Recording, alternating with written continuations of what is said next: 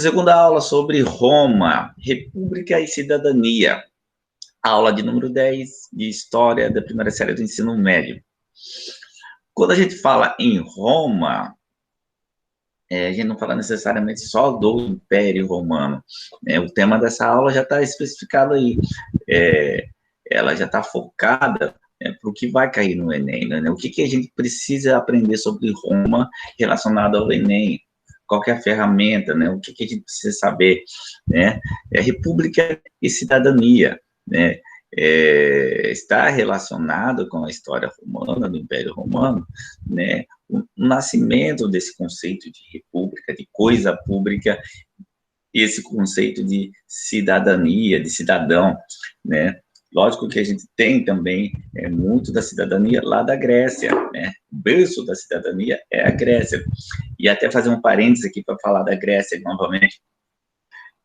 O conceito de cidadania na Grécia, a gente sabe que nasceu para excluir, é um conceito excludente, né, que dizia que uma parcela mínima da população era cidadã e a grande maioria da população não tinha cidadania. Então, ser cidadão é um ser que participa da coisa pública, né, que tem direitos de participar. Então, cidadão é aquele que tem direito. Cidadania é levar esse direito às pessoas. Hoje, praticamente todas as pessoas são cidadãs, têm direitos, né? Muitos não exercem, né? Ou exercem de má forma, né? Por exemplo, vendendo voto, né? Mas, né, somos cidadãos, né? Lá na Grécia Antiga, na própria Roma, grande parcela da população não era cidadã, né? Não tinha direito de participação, né? Era somente a elite. Na primeira aula de Roma, nós vimos como que nasceu Roma, né, que Roma era uma pequena cidade ali na Península Itálica, que primeiro foi formado pelos etruscos, né, os primeiros reis eram etruscos, e aí os patrícios, né, tomaram o poder desses reis etruscos, né, instauraram a República Romana, tomaram o poder junto com a plebe, porém a plebe não tomou o poder junto, né? Ficou com o poder, né? Parcela da plebe conquistou esse poder através das lutas plebeias, né? Do tribuno da plebe, né? Do fim da escravidão por dívida, da permissão do casamento entre plebeu e patrícios. Porém, né? Quem se beneficiou disso foi uma parcela pequena da plebe, né? A grande maioria da plebe, quem é a plebe, né? Plebes eram homens livres, porém sem direitos, né, sem cidadania, né, e aí eles vão conquistando a partir das suas lutas, né, porém a gente sabe que parcela desses plebeus que conseguiam, né, ascender socialmente acabavam dando as costas para o resto da população e se associando com a elite patrícia. Durante as guerras de expansão territorial, muitos plebeus abandonaram suas pequenas propriedades por não terem condições de mantê-las. Com isso, ampliaram-se os latifúndios escravocratas e se iniciou o êxodo rural. A plebe marginalizada passa a ser chamada de proletária. A única contribuição que fornecia a Roma era sua prole e seus filhos.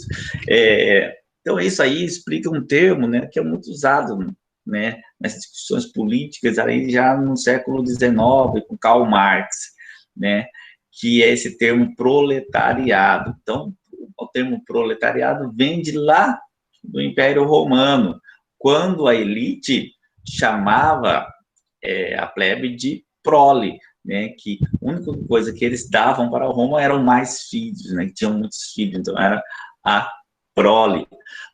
E aí, no século XIX, né, nós vamos ter, né, também essa característica, né, que os pobres, né, só serviam para isso, dar mais prole, mais filhos, né, prole na biologia filhos, né, então por isso o termo proletariado, aquele que tem muitos filhos, né, aí o termo proletariado já, com Marx, já vai ser para identificar a classe trabalhadora, né, mas ele fala proletariado porque é o jeito como a burguesia chamava a população e os trabalhadores. Então, a gente vê aí, né, que as guerras começam a fragilizar a plebe, e a plebe vai perdendo suas terras, né, vão se formando os latifúndios, e latifúndios escravocratas, né, não sabe o que é um latifúndio, né, latifúndio é uma grande propriedade rural, que produz monocultura, e nesse caso aqui era a partir do trabalho escravo. Hoje nós temos latifúndios, mas são que produzem com trabalho mecanizado. A proposta de reforma agrária dos irmãos Graco visava resolver o problema da plebe marginalizada, por meio de um processo de redistribuição das terras. Os patrícios, fazendo valer de seus interesses, pediram que a mudança ocorresse. Então, o Graco, os irmãos Graco, Caio Graco, eram dois juristas, né, e que lutavam para mudar as leis, né, para que a plebe não perdesse tanto nesse cenário, né? Mas lógico que a elite patrícia vai usar do seu poder, sua influência para, né, impedir, né, transformações que melhorassem a vida da plebe. As conquistas ampliaram a importância econômica do exército. Os generais, desejosos do poder político, faziam dos soldados ferramentas para promover a carreira política e intimidar o Senado. Então, Roma, ela viveu da guerra. A expansão romana se deu através da guerra, né? Roma nasceu de um cenário violento.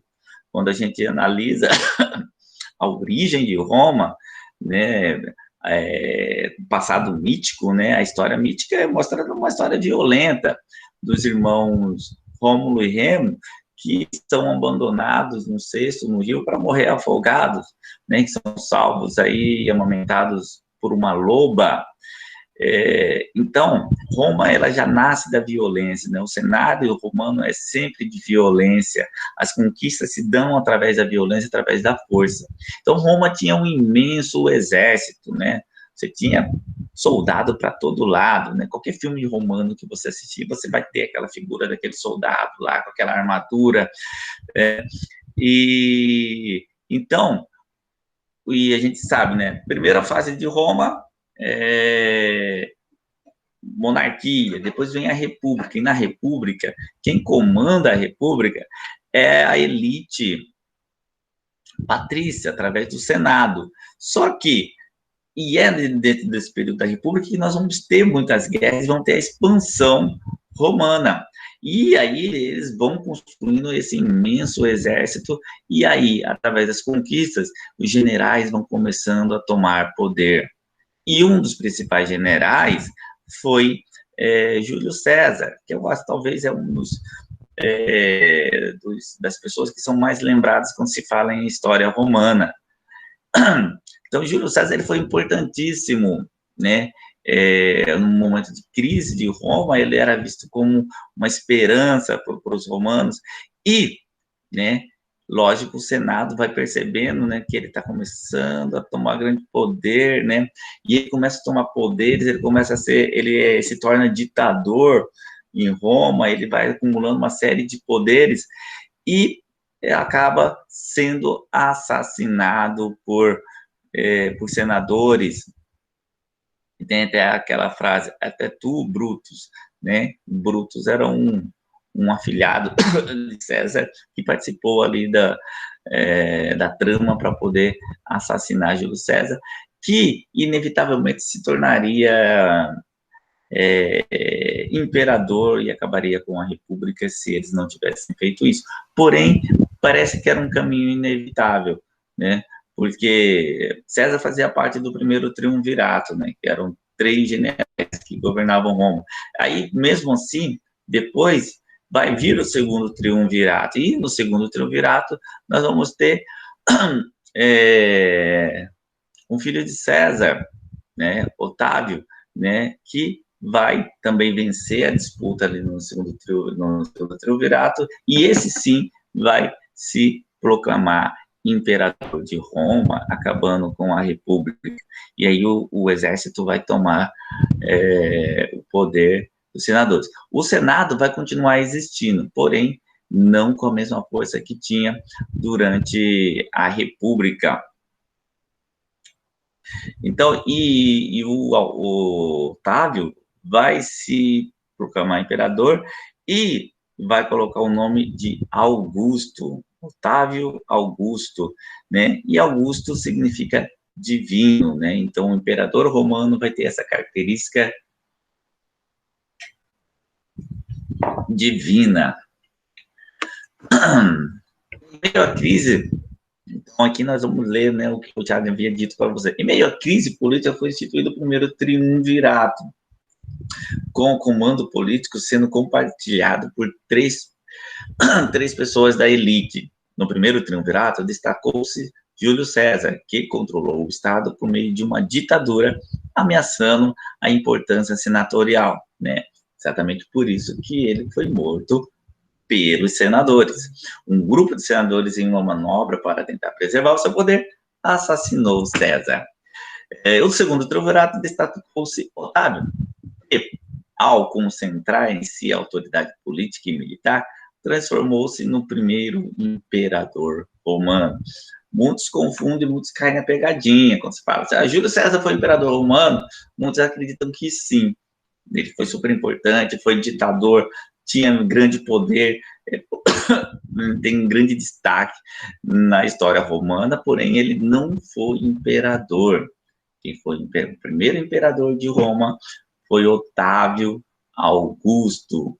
Otávio Augusto. Eu expliquei para vocês o porquê do termo Augusto. Inclusive, César foi tão importante que dali para frente também os imperadores eram todos chamados de César, né? Então, o nome César se tornou um título, né?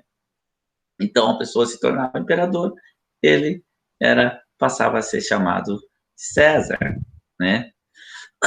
Tanto é que você vê também aquela história bíblica, né? Quando Jesus ele pega uma moeda e fala para as pessoas lá, o que tem gravado aqui nessa moeda?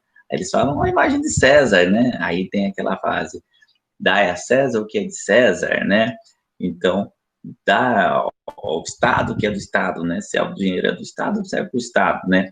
Então, mas para que eu estou falando isso? Não é para mostrar a importância que César tinha.